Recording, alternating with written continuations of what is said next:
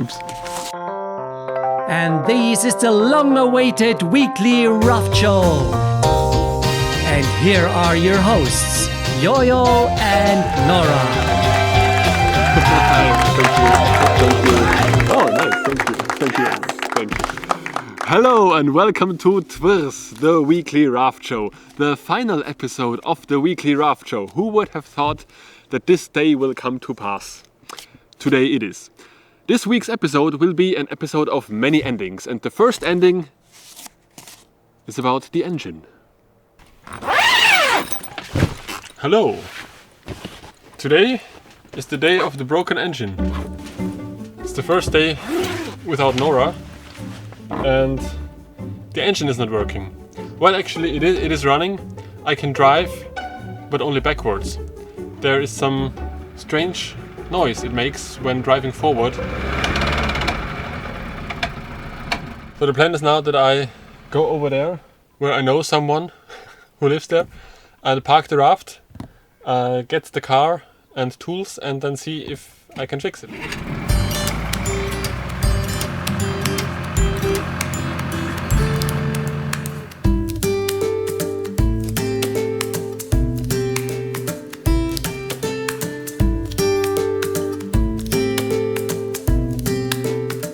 First I thought it might be the adjustment rod for the gears, so that the forward gear wouldn't engage properly. But after excluding this as a cause, I had to open the gearbox. It smells awful. I have never fixed an outboard engine before, but I'm always happy when I can take things apart and learn new stuff. And I only knew so much that chunks of metal in a gearbox is not a good sign. And soon I realized that the shore wasn't the best place to do that.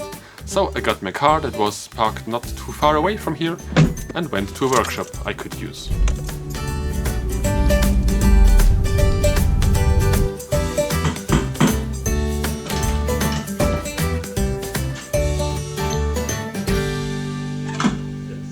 So, now I know what the problem is. The gears, they are quite worn out.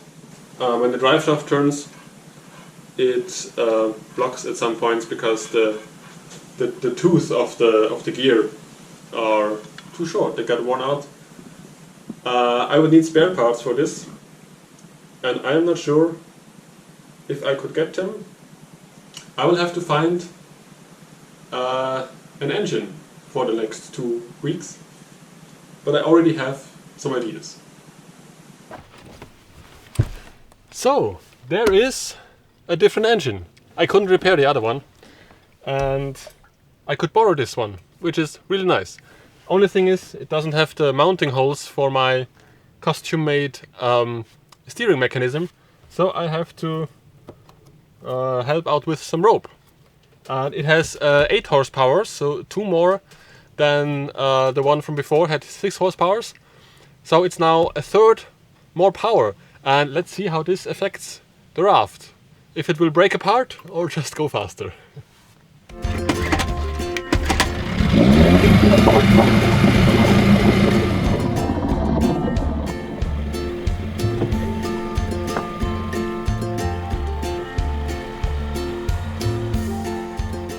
The raft did not fall apart, but it was a bit faster indeed.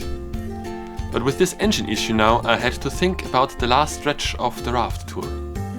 Today, a day of decision, because in 3 days I have to give back the borrowed engine I have now, and the question is if I should then look for another rental engine for next week, or if I should until Thursday bring the raft to the place where I can leave it for winter. It is quite windy, the weather forecast for the next 10 days. So it's not that exciting actually to drive around, and also not that comfortable and nice. Well, it would be like 10 days earlier or 10 days before the locks close actually. So I would give away some travel time. So I think that I now decide to have this as the point where I decide on the end of the raft tour.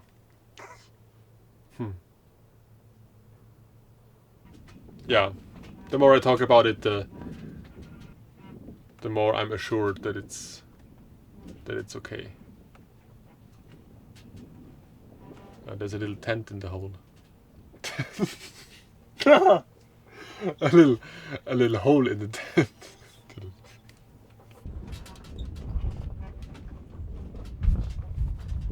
So let's see if I can make it to the shipwreck over there.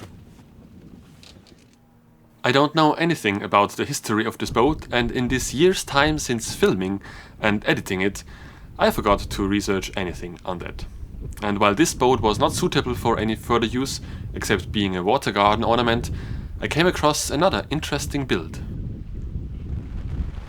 So, it just started to rain, but I wanted to show you this here. This is a raft with a caravan.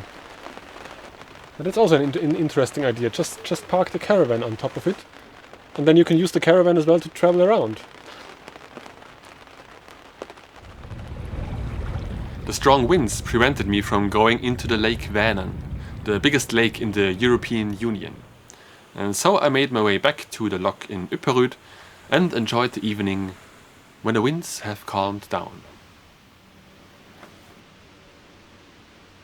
It is again quite windy today, so unfortunately no drone shots, probably. But then I had an idea.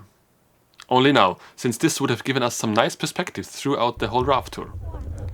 A camera on top of a board. And so I can now show you a bird's perspective for the whole lock in Ypperud.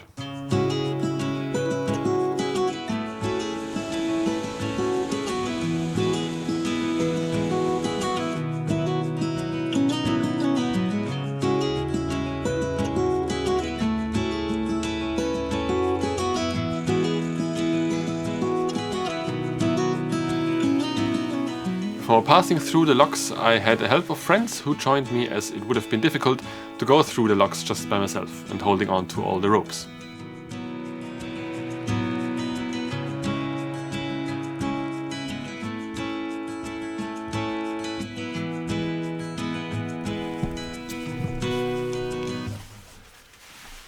So, this was it, the last lock of the raft tour. But it's good. It's been long. It's been enough. It's like after a meal where you're really satisfied and you don't need more. Maybe just some dessert. That fits always. So I left the lock in Ypperud behind and headed for the bay where I could park the raft for the winter.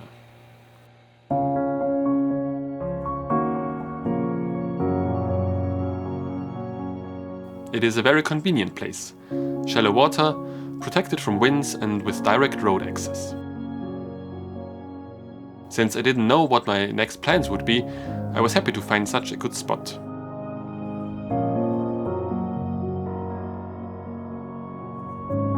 So I dropped the anchor for the last time, and a few weeks later I would pack the tent and all the memories.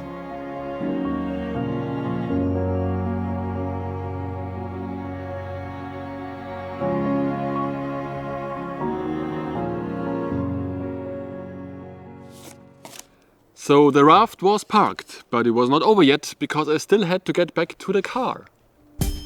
Which was about half a day to walk. And on that way I got some inspiration for future housing options that needed some work maybe, and I passed the lock in Ypperud.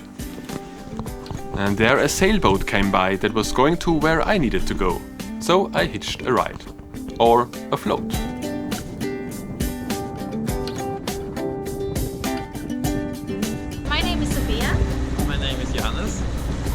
Good name. So you live on the sailboat or you just travel for now? Right now we have a small flat in Grebbestad, but the sailboat is part of our life. And we are thinking about living more on the sailboat in the future. 2 years ago we were in Dakar in West Africa with this boat. and now we are in the middle of Dalsland. So from here you can go actually anywhere in the world. Yeah.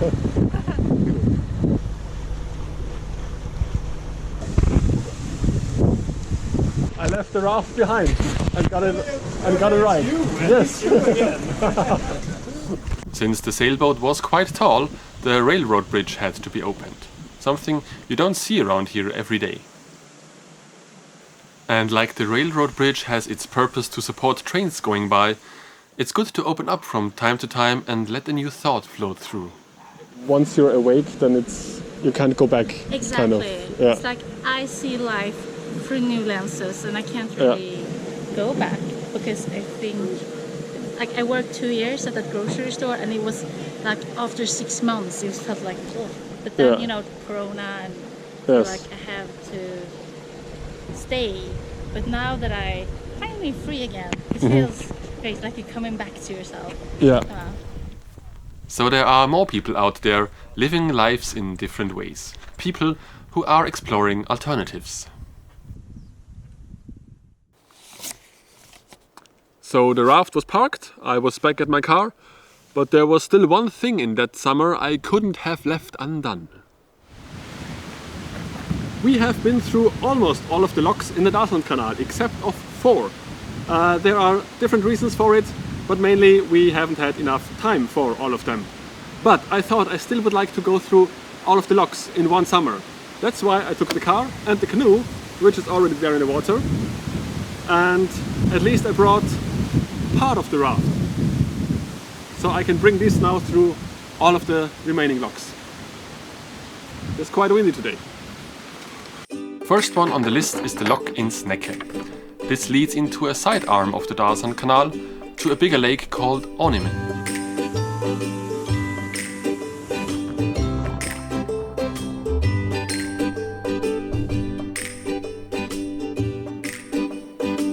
The second lock in the sidearm is in Strømmen. This is also one of the 2 locks that are still fully manually operated. Then there is the lock in Schøpmanbro. This would have been the lock that leads into the Lake Vänern and connects the Dalsland Canal to the rest of the world. It is also significantly wider, as bigger ships used to go through here and unload at the Gamla Magasinet we have visited in the previous episodes. And finally the northernmost lock in Töcksfors. It would have been quite a bit further north from our northernmost point during the beginning of the tour. This is also the highest lock chamber, an impressive feeling when you're sitting in there.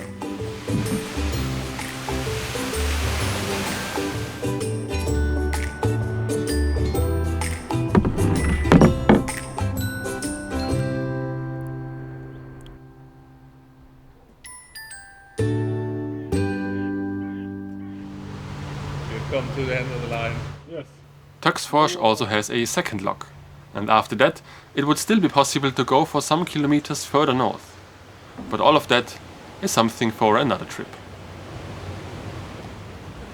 If you want to know what I'm filming, you can look it up on YouTube here. Fine, Have a nice I will trip. follow you. Thank you. Great, thanks. Bye. Well, this is the end of the raft tour. Now I will go back through the locks one last time to get back to the car. And then I have to edit all of this.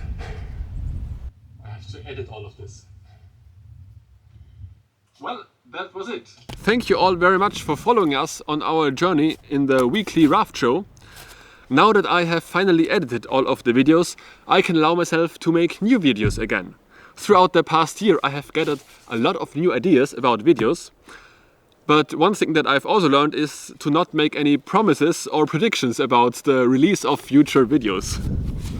I can only say so much that I'm not living on a raft anymore. I'm not living in a tent permanently anymore. But all of you who support me on Patreon already know that. Thank you again for watching, and always remember, when there is a tent in the hole, your engine might be broken, but you can still go backwards. Float well.